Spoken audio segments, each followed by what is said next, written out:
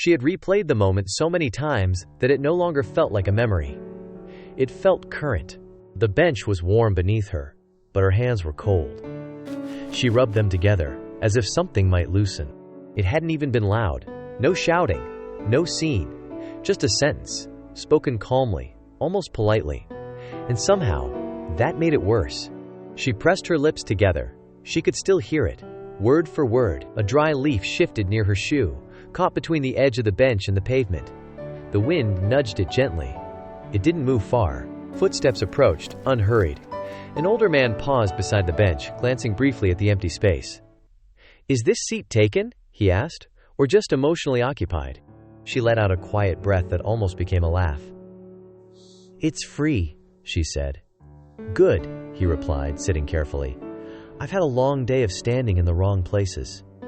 Silence settled. Not heavy, just present.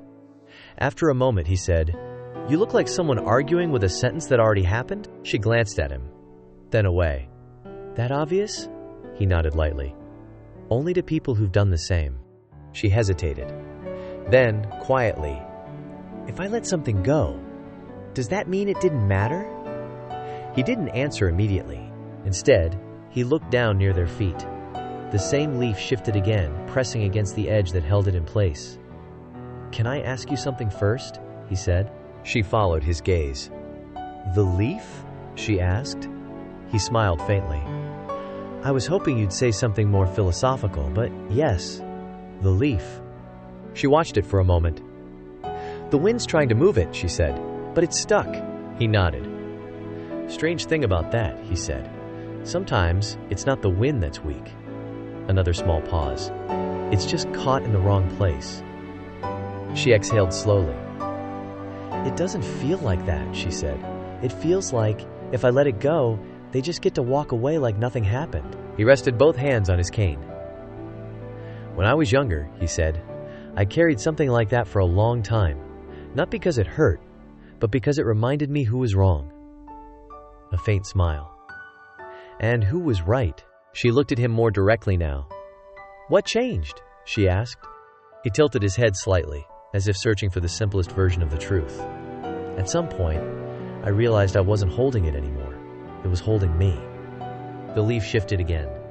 This time, just enough to free one edge.